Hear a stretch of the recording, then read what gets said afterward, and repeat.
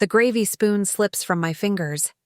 It clatters against the ceramic floor of my parents' beach house kitchen, and warm brown liquid splatters across my apron like some kind of twisted art piece. Like evidence of everything wrong with this family, in the dining room, just 15 feet in a lifetime. Away, I hear glasses clinking. Laughter. The cheerful sound of people enjoying themselves. They started without me. I'm Emma Clark. I'm 35 years old. And I've just realized that I've spent my entire life being invisible to the people who are supposed to love me most. My mother promised we'd all sit down together once everything was ready. That was before my brother Dylan's Tesla pulled into the driveway 2 hours ago. His designer luggage and winning smile instantly becoming the center of my parents' universe. To Dylan, my father's voice booms from the dining room. For bringing this family together on Thanksgiving. The knife edge of those words slices straight through me. I've been here since Tuesday. Chopping vegetables, seasoning the turkey, testing recipes, making sure everything would be perfect. Dylan rolled in just before dinner, empty-handed except for a bottle of wine someone probably gave him as a gift. And he gets the toast. He gets the credit. I bend down to clean the spilled gravy, my knees cracking against the hard tile. From this angle, I can see them through the doorway. Mom straightening Dylan's collar like he's still 5 years old. Dad pouring him more wine. Aunt Linda leaning in to hear his latest success story. Not one of them notices I'm missing. If you're watching this right now, drop a comment telling me which city you're from. Hit that like button if you've ever felt invisible in your own family. And subscribe, because this story is about to take a turn nobody, especially my family, saw coming. Let me take you back 3 weeks to show you how we got here. 3 weeks before Thanksgiving, Mom started the family group text with her usual holiday enthusiasm. Thanksgiving planning. We'll cook whatever Dylan likes this year since he's been so busy with his new position. I stared at that message, sitting in my cubicle at work during my lunch break. Whatever Dylan likes. Not what the family wants. Not asking for input, just whatever Dylan likes. I typed back a suggestion. Maybe we could go to that new restaurant on the bay. Give everyone a break from cooking? Mom's response came within minutes. Traditions matter, dear. Besides, you're so good in the kitchen. Translation. You're so useful in the kitchen. That's when I should have known. That's when I should have pushed back. But I didn't. Because that's what I've always done. Made things easy for everyone else while my own needs got pushed further and further into the background. The messages continued throughout the week. Mom sending me Pinterest links to recipes Dylan might enjoy. Dad chiming in about Dylan's favorite stuffing recipe. Everyone planning the perfect Thanksgiving for my brother while I was expected to execute it all. Nobody asked what I wanted to make. Nobody asked if I had the time. Nobody asked if maybe, just maybe, I'd like to actually enjoy Thanksgiving instead of spending 2 days cooking for people who wouldn't even wait for me to sit down before they started eating. I arrived at my parents' beach house on Tuesday afternoon. My car loaded with grocery bags because of course I'd done all the shopping too. Emma, Mom called from the living room, not getting up from her book. You're here! Could you start prepping the kitchen? I promised the Hendersons we'd stop by their cocktail party at 6. No hug. No, how was your drive? Just straight to the task list. I spent Tuesday evening alone in that kitchen, chopping onions until my eyes burned, though I'm not sure the tears were entirely from the onions. I could hear my parents laughing at the Henderson party through the group text photos. Dylan had been invited too, of course, but he was too busy with work to come early. Wednesday was more of the same. Brining the turkey, making pie crusts from scratch, preparing side dishes that could be reheated. My mother wandered in occasionally to offer helpful suggestions about adding more butter or trying a different seasoning. But she never actually picked up a knife or stirred a pot. Thursday morning, I woke at 5 a.m. to get the turkey in the oven. The house was silent except for the sound of waves outside and my own exhausted movements through the kitchen. At 2 p.m., Dylan's Tesla pulled up. Within seconds, the energy in the house completely transformed. Dylan! Mom practically ran to the door. Dad appeared from his study, where he'd been working all morning while I'd been actually working in the kitchen. My brother walked in like a movie star making an entrance. Perfectly styled hair, designer sweater, that confident smile that's gotten him everything his whole life. "Sorry I'm late," he said, though he wasn't actually late for the scheduled dinner time. "Client meeting ran long. You know how it is. We're just so glad you made it." Mom hugged him for the third time.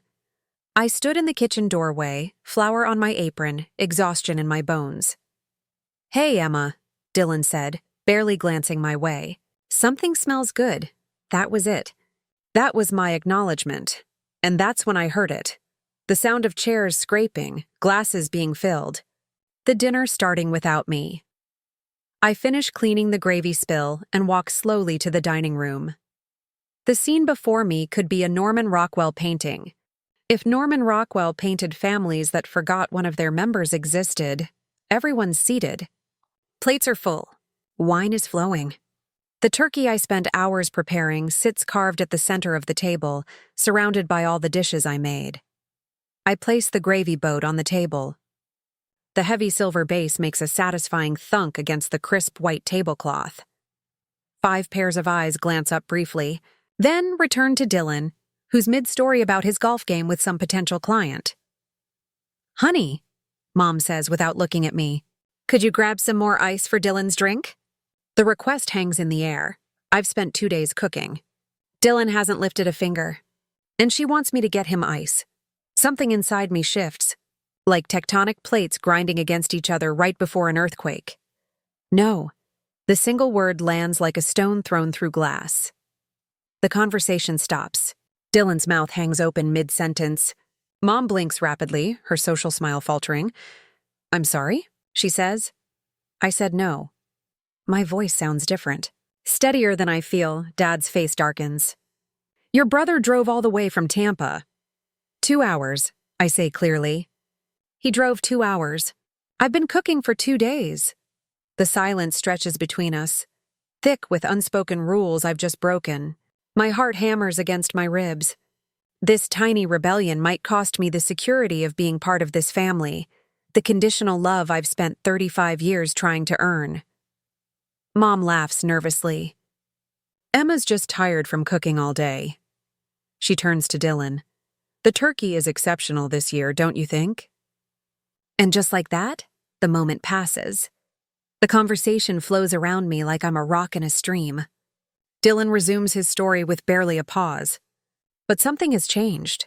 For the first time in my life, I've pushed back against the current instead of letting it sweep me along. I take my seat at the table, not rushing back to the kitchen, not fetching ice, not disappearing into the background of my own life. I reach for the wine and pour myself a full glass. When I look up, Aunt Rachel, my mom's younger sister, catches my eye from across the table and gives me the slightest nod. I take a long sip and feel warmth spread through my chest. This Thanksgiving just became something entirely different. After dinner, I escape to the kitchen while everyone else settles into the living room with coffee and pie. I need a moment to breathe, to process what just happened. My small rebellion, that simple no, still thrums through my veins like electricity.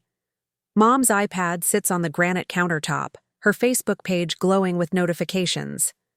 I shouldn't look. I've never been the snooping type, but something pulls me forward. My fingers hover over the screen before I tap her profile. The most recent post stops my breath cold. Excited for Dylan's special Thanksgiving menu. Can't wait to taste what my talented son suggested for our family gathering. My talented son, not a single word about who actually shopped for ingredients. Who prepped for 2 days. Who woke at 5 this morning to put the turkey in the oven. I scroll down, my stomach tightening with each swipe. Photo after photo from birthdays, Easter, last Christmas. Dozens of images of Dylan smiling with Mom and Dad. In some pictures, I spot my elbow or the back of my head as I carry dishes to the table or clean up in the background. Not one photo features me front and center. Not one. The kitchen suddenly feels too small. The walls pressing in, 35 years of being overlooked crystallizes into undeniable digital evidence. I've always suspected I was less important to them, but seeing it documented so thoroughly makes everything real in a way I can't ignore. "Emma, where's the pumpkin pie?" Mom calls from the living room. I close the iPad with shaking hands and grab the pies from the counter. When I return to the living room, everyone remains seated comfortably. Dylan's at Dad's right hand. Mom's beaming beside him. Aunt Linda leaning in to catch every word. "Just set them on the sideboard, honey," Mom says without looking up. "You can serve from there." I place the pies down and stand there awkwardly, knife in hand as the conversation flows around me like I'm not even present. "Dylan, tell them about your new place," Mom prompts. Touching his arm, he leans back, stretching. "Just closed last week. Perfect little beach house in Siesta Key." "We should all go down for a visit," Dad says, his voice warm with pride. "Like our Key West trip last spring." The knife nearly slips from my fingers.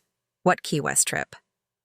A moment of awkward silence falls before Mom laughs lightly. "Oh, it was just a quick weekend getaway. You were so busy with work." "I was never invited," I say quietly. Dylan shifts uncomfortably, but Aunt Linda jumps in. "Speaking of family gatherings, I wanted to tell you, Dylan, I've decided you should have Grandma's china cabinet. It would look perfect in your new dining room. The cabinet I've admired since childhood, the one I'd hoped would someday hold my own collection of depression glass." "Thanks, Aunt Linda," Dylan says, not meeting my eyes. "That's really generous." "Well, we want to make sure these things stay in the family," she replies, as if I'm not family. "Dylan needs it more than you do anyway, Emma," Dad adds. "Especially with how much he's stretched himself with the new house. Your mother and I helped with the down payment, but mortgage rates are brutal." The pieces click.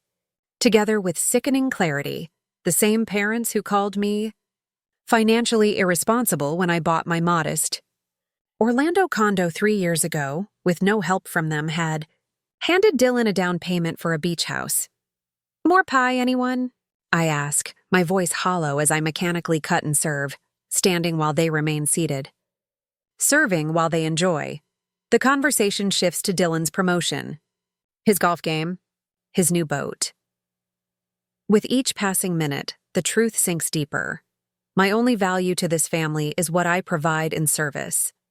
If I stopped serving, would I cease to exist in their eyes completely? That night, I lie awake in the guest room, even though this is my childhood home. I'm relegated to the guest room, while Dylan sleeps in the master suite, because he needs the space for his work equipment. My phone glows. In the darkness as I scroll through Mom's Facebook again. Years of posts. Hundreds of photos. Dylan's graduation, Dylan's promotions, Dylan's vacation photos. I find exactly 3 photos of me from the past 5 years. One where I'm barely in frame at a family wedding. One where my face is half cut off at Christmas. And one from my 33rd birthday that Mom captioned, "Family dinner at Emma's place. She made the most wonderful lasagna."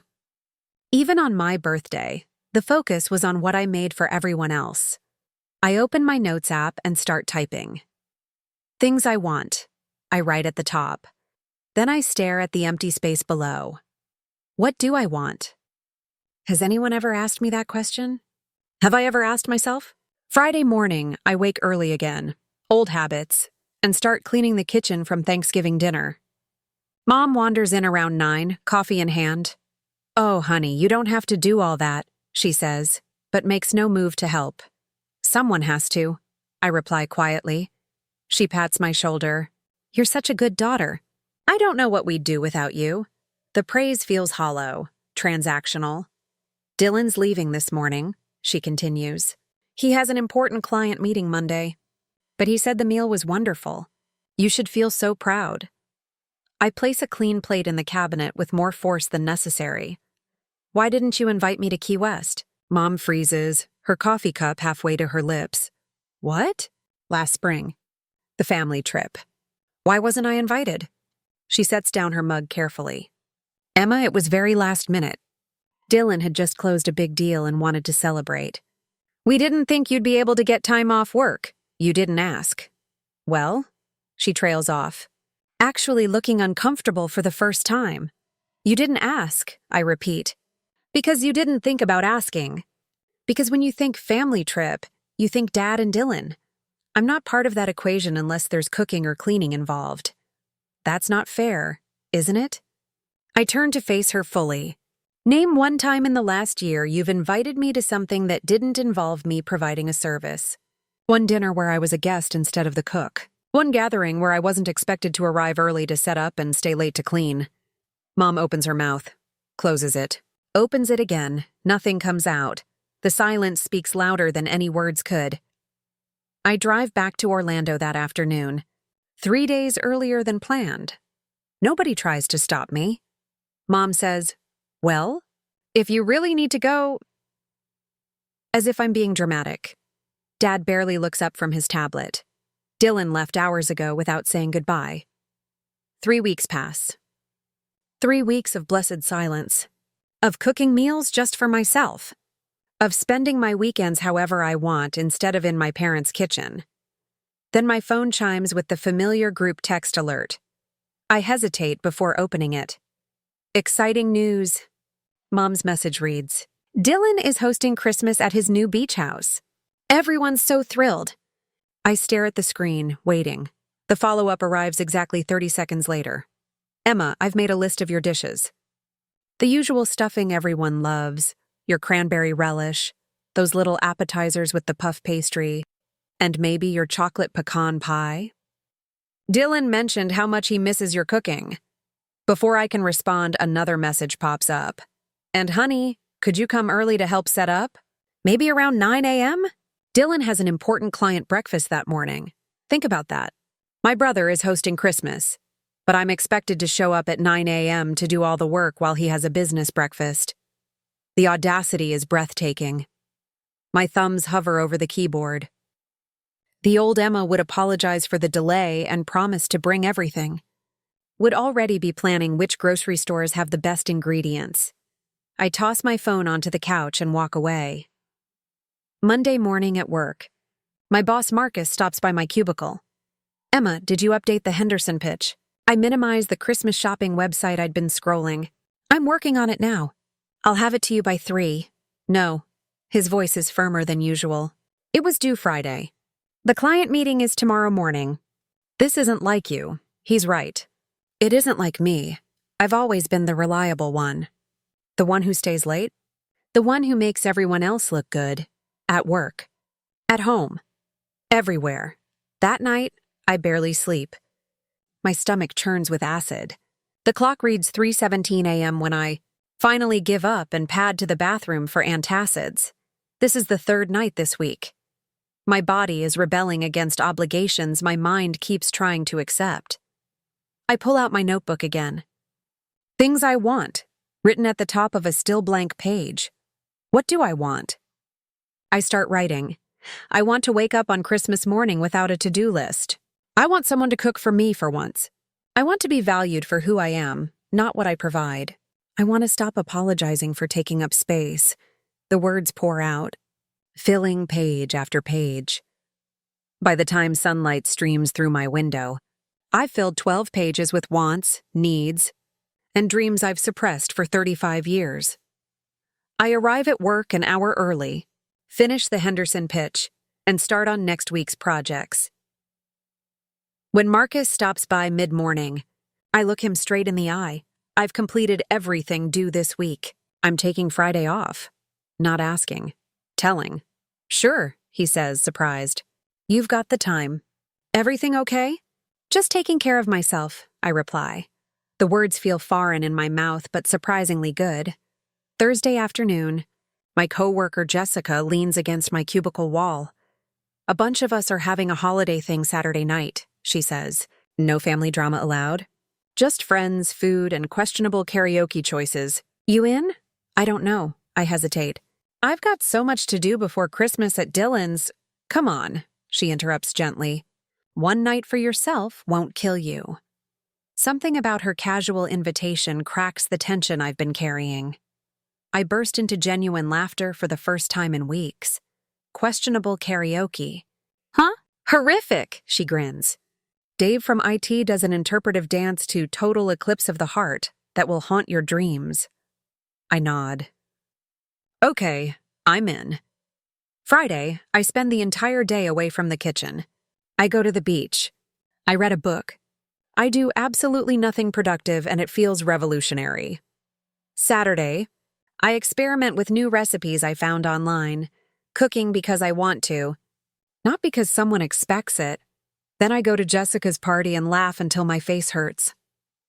Sunday evening, my phone rings. Mom's name lights up the screen.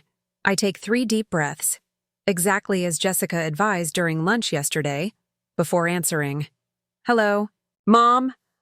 Emma, we need to discuss Christmas arrangements. She launches in without preamble. Dylan wants to know which dishes you're bringing. He's planning the table. Settings. I press my palm flat against my cool kitchen. Counter. I won't be coming to Dylan's for Christmas. Decide. Silence stretches so long I check my screen to ensure we haven't disconnected. That's ridiculous. Her voice returns, higher pitched. Of course you're coming. Your brother has a brand new house to show everyone. I've made other plans. What other plans could possibly be more important than family? The familiar dismissive tone creeps in. My plans are important because they're mine, I say, each word deliberate. You're being overly sensitive. I cooked for 2 days straight. I interrupt. Dad toasted Dylan for bringing the family together while I was still in the kitchen. You promised we'd all sit down together, then you started without me. For the first time in our decades of conversations, Mom has no immediate retort. Well, she finally manages. I'm sorry if you felt unappreciated. I didn't feel unappreciated. I was unappreciated. There's a difference. Emma, I'm making different choices this year. You'll break your father's heart, she says, her voice wavering with practiced fragility. He's been telling everyone how proud he is of his children. I almost laugh. When did Dad last tell me he was proud of me? He didn't even acknowledge my promotion last spring. That's not fair. He's not good with words. Not like Dylan. Dylan is good with words because you and Dad hang on every one of them. You've spent my entire life treating him like the star of the show while I work backstage. Her breathing changes. I suppose we've taken you for granted. The admission, however small, stuns me. My prepared arguments dissolve as unexpected tears prick my eyes. What would it take to fix things? She asks quietly. I hang up without answering. Because I honestly don't know.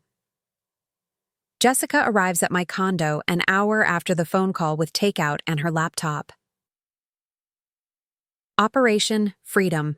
Christmas is underway, she announces, setting containers of pad thai on my coffee table. You're ridiculous, I say, but the knot in my chest loosens. Look at these options. She flips open her laptop. Key West has vacancies at that boutique hotel we've been eyeing. Christmas on the beach instead of Christmas in servitude. I stare at images of turquoise waters and swaying palms. My family would never understand. That's kind of the point. Jessica scrolls through room options. Your happiness isn't contingent on their understanding. My phone buzzes. Aunt Rachel's name appears. Speaking of family, I murmur, answering. I heard you're skipping Dylan's Christmas extravaganza, Rachel says without preamble. News travels fast. Your mother called in reinforcements. Wanted me to talk sense into you. My stomach tightens. And? I told her I'm visiting you in Orlando instead. The smile in her voice is unmistakable. I've had enough of Dylan's show-off mansion and your parents fawning. If you'll have me, of course. Tears well up, different from before. Really? Really, we can start our own traditions.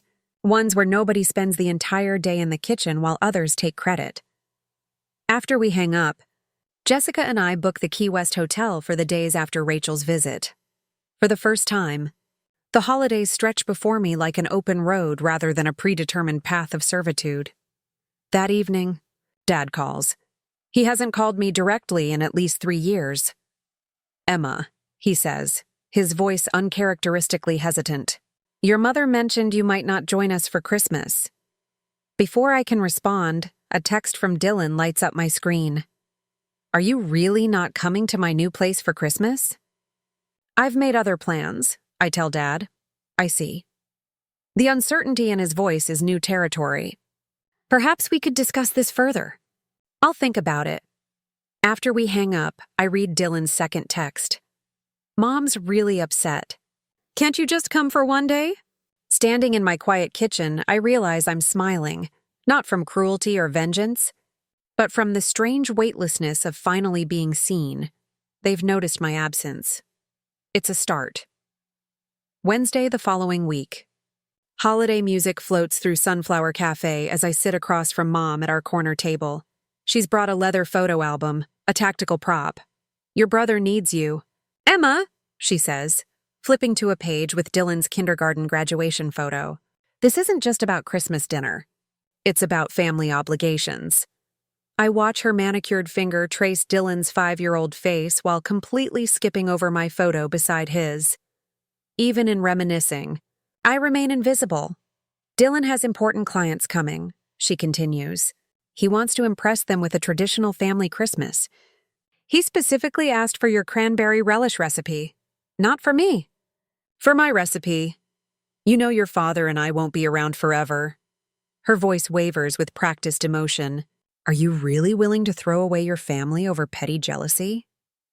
The words land like a punch, for a moment. I feel the familiar guilt rising. But then I notice her eyes darting to check if her performance is working. I reach into my bag and pull out my own folder. I brought something too, I say steadily. I place 2 photos side by side. Easter last year, Dylan centrally positioned between our parents while I'm barely visible at the edge, carrying a tray. Thanksgiving, Dylan raising a glass in toast while I stand in the background refilling water glasses. 6 holidays in a row where I cooked every dish, I continue, sliding forward a handwritten list. 32 family gatherings where I arrived hours early to set up and stayed hours after to clean. 4 of my birthdays rescheduled because they conflicted with Dylan's plans. Mom's face tightens.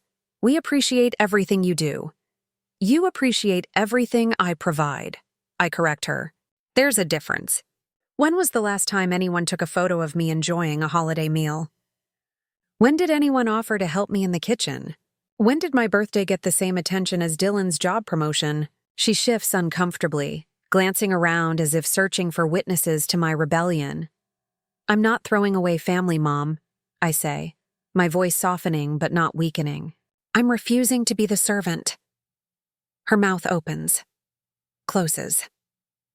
For perhaps the first time in my adult life, my mother has no ready response. I pull out my phone and slide it across the table, displaying the confirmation email. I'm spending Christmas in Key West, I say, with friends who see me as more than what I can provide. Mom stares at the screen, her face draining of color. You've already booked it? Jessica and I leave Christmas Eve morning. But what about Dylan's dinner? The genuine confusion in her voice speaks volumes. She truly cannot imagine a world where my brother's needs don't automatically supersede mine. Dylan has 2 hands that work perfectly well, I reply, and a kitchen full of appliances with instruction manuals. She looks at me as if I've suggested he perform brain surgery. He doesn't know how to cook a turkey. YouTube exists, I say simply. I learned most of my recipes there when no one taught me. When our bill arrives, I take it before she can reach for her purse. This one's on me, I say, placing my credit card down. No strings attached. It's a small gesture, but the symbolism isn't lost on either of us. We stand to leave. I touch her arm gently. When you're ready to have a daughter instead of a servant, I'll be here, I say. I've always been here. You just need to see me. She doesn't respond, just nods once before walking out into the December. Afternoon, the Key West sun warms my face as I stretch out on a beach towel beside Jessica. Laughter bubbles from my chest when our friend Theo performs an exaggerated impression of his boss. For once, I'm not bustling around serving others, I'm simply present. Emma, get in this. Jessica waves her phone, framing a photo of our impromptu holiday gathering. I slide between Theo and Jessica, Smiling without reservation. The camera clicks, capturing my relaxed posture and genuine smile. 3 days in Key West, and I haven't once apologized for taking up space. Your pick for dinner tonight, Theo says, passing me the local restaurant guide. The simple act of choosing without calculating everyone else's preferences first still feels revolutionary. The seafood place on Duval. I decide without hesitation. Jessica raises her plastic cup. To Emma, who showed us all how to create holidays worth celebrating. My phone buzzes multiple times throughout the day. Dylan. Mom ordered catering. Dad's furious. This is your fault, Dad. Your brother's holiday is ruined. I hope you're happy, Mom. The turkey came with instructions, but it's not the same. We miss you. I read each message, feeling neither triumph nor guilt, just the quiet certainty that whatever happens next, I won't be returning to the kitchen while others enjoy the feast I've prepared. On Christmas Day, Aunt Rachel video calls from her daughter's place. How's paradise? She asks. Perfect, I say honestly. How's Dylan's catered Christmas? Dry turkey, cold sides, and everyone's complaining. She laughs. Your father asked if next year we could convince Emma to help out just a little. I told him that ship has sailed. Thanks for having my back. Always, sweetheart. You deserve to be celebrated, not used. 11 months later. Thanksgiving morning. The aroma of rosemary and garlic fills my Orlando condo as I slide the turkey back into the oven. The timer reads 40 minutes remaining, plenty of time to join my guests. Need any help? Jessica asks from the doorway. Actually, I'm good. Theo's handling the potatoes. Rachel brought dessert. Everything's under control. When I enter my living room, Aunt Rachel pats the sofa beside her. This beats Dylan's stuffy dining room, she whispers, squeezing my hand. My Thanksgiving table looks nothing like Mom's perfectly coordinated settings. Mismatched plates surround a centerpiece of driftwood and shells from Key West.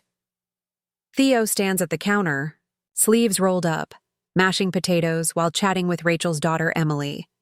Wine? I offer Rachel, pouring myself a glass without waiting for permission. Your father called me yesterday, Rachel says quietly. Asked if you were hosting Thanksgiving. The mention doesn't trigger the familiar knot in my stomach. How are they doing? Managing. Your mother overcooks everything, Rachel smiles. Dylan burned the stuffing last year. We laugh, and the sound holds no bitterness. When we gather around my table, I take my seat, not rushing to serve or check if anyone needs anything before I begin. We pass dishes family style, each person contributing something to the meal. I taste everything, savoring flavors instead of worrying about others' reactions. Rachel raises her glass.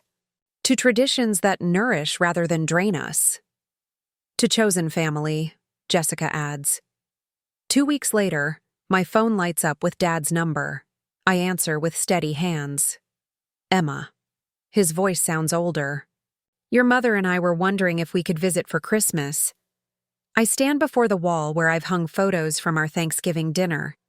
5 smiling faces, mine centered and glowing.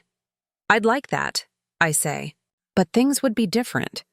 We'd cook together, not just me, and I've planned a friends gathering on Christmas Eve that wouldn't change. The silence stretches. Then, I think we can manage that. My parents arrive on Christmas Eve afternoon, Mom's carrying a casserole dish. The first time I've seen her bring prepared food to any family gathering. I made green bean casserole, she says almost shyly. Your Aunt Rachel gave me the recipe. Dad sets down their luggage and actually looks at me. Really looks. Your place looks nice, Emma. Really nice. It's a small comment. But it's the first time he's complimented something about my life that didn't involve my usefulness to others. That evening, my condo fills with friends from work, Aunt Rachel and her family, and now my parents, all mingling together in this new constellation of people who actually see me.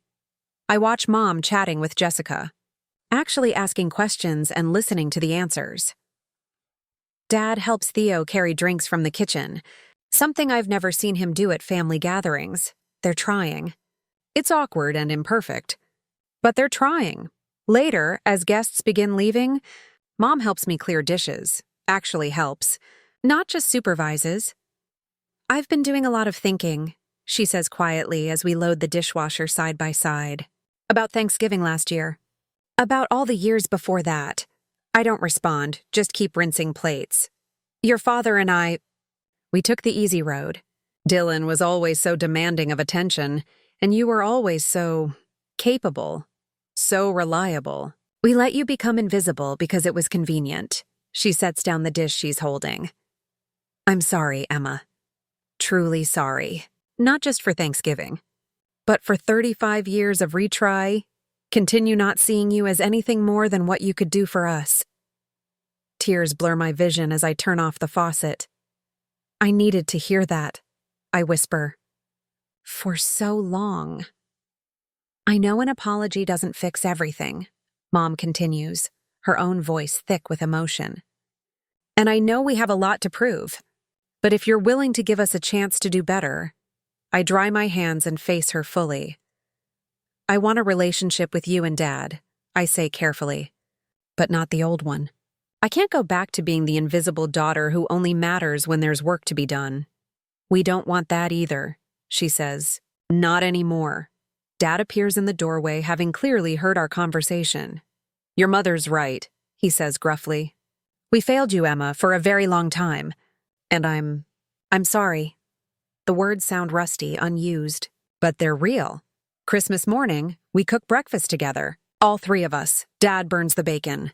Mom oversalts the eggs. I actually laugh, at the chaos of it all.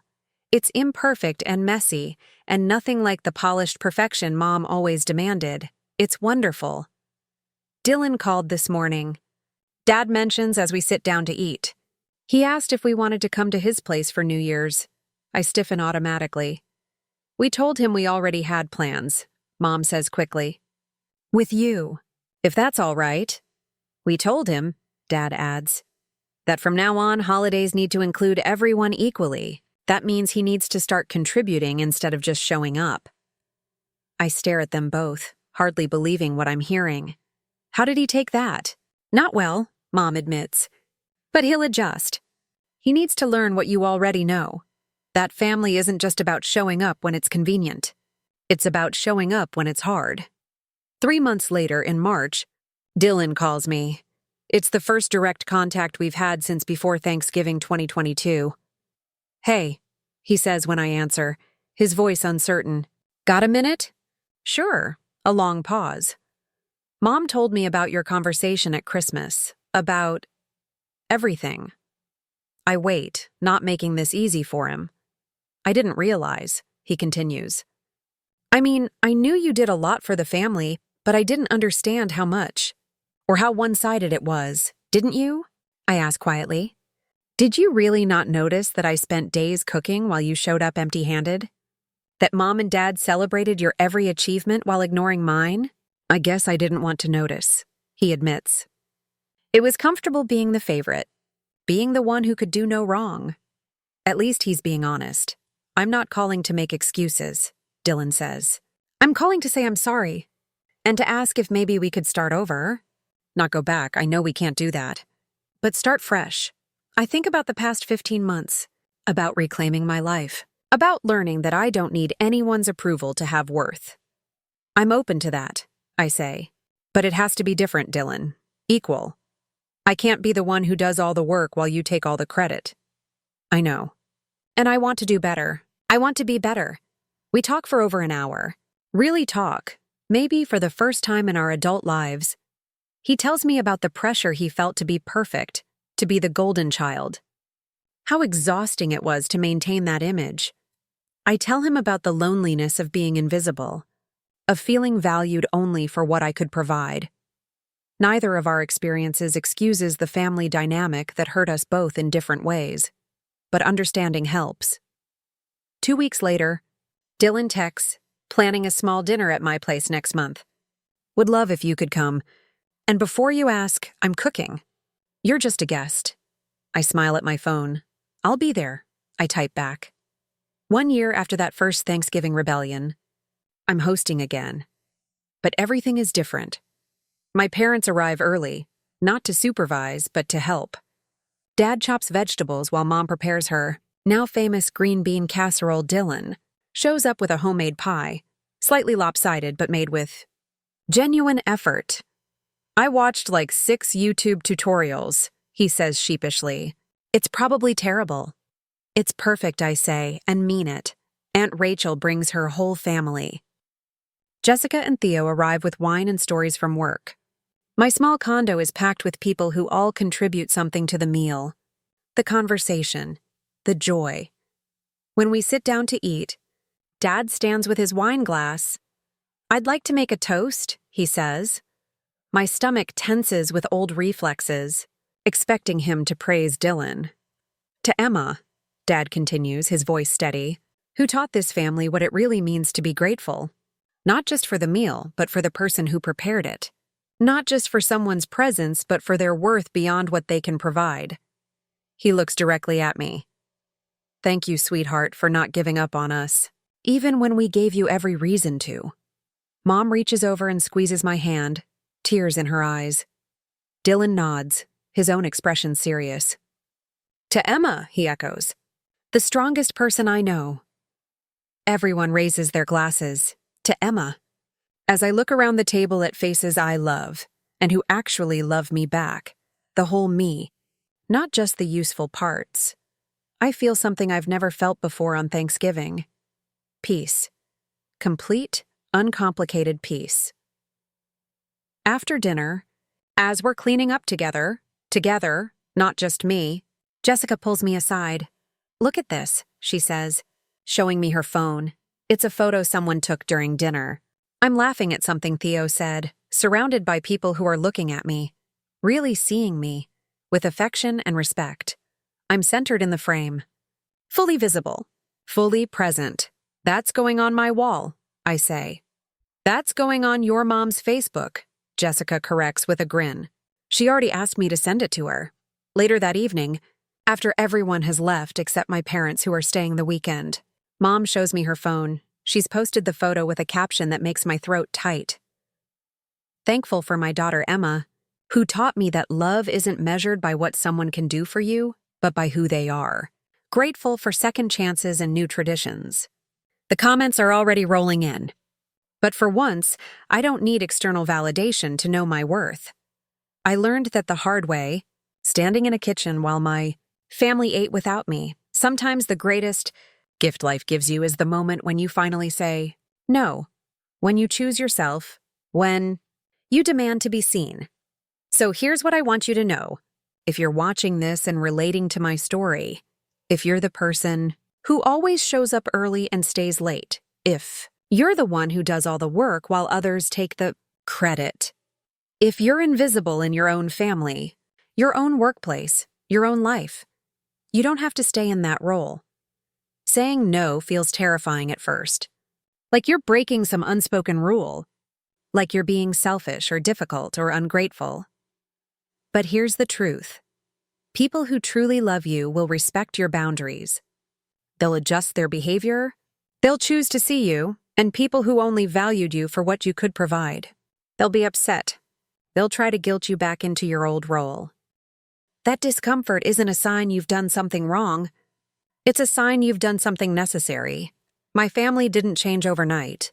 It took a full year of me maintaining boundaries, of me refusing to return to the old patterns, before real transformation happened. Some relationships didn't survive. Extended family members who benefited from my servitude have drifted away. But the relationships that mattered? They got stronger, deeper, more authentic, because they're now based on mutual respect instead of one-sided obligation. I still cook for Thanksgiving. But now I cook because I want to, not because I'm expected to, and I never cook alone anymore. My worth isn't measured by the perfection of my turkey or the number of dishes I can produce. It's measured by the same standard everyone else's is, by my inherent value as a human being. You deserve that too. You deserve to be seen. To be celebrated, to take up space without apology. You deserve to sit at the table you prepared and enjoy the meal with everyone else. So here's my challenge to you. The next time someone treats you like you're invisible, speak up. Even if your voice shakes, even if it's uncomfortable, say no to the request that diminishes you. Say yes to the life you actually want. Choose yourself. Because I promise you, on the other side of that scary choice is a version of your life where you're not just present, but seen. Where you matter, where you're enough, just as you are. What's your experience with being taken for granted by the people who should value you most? Have you ever had to choose between keeping the peace and demanding respect? Let me know in the comments below.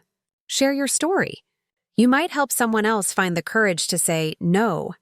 If this story resonated with you, please hit that like button and subscribe. Share it with someone who needs to hear that their worth isn't determined by their usefulness to others. Remember, sometimes, the most loving thing you can do for your family is teach them that you're not a servant. You're a person who deserves a seat at the table. Thank you for listening to my story. Until next time, choose yourself. Always choose yourself, you're worth it.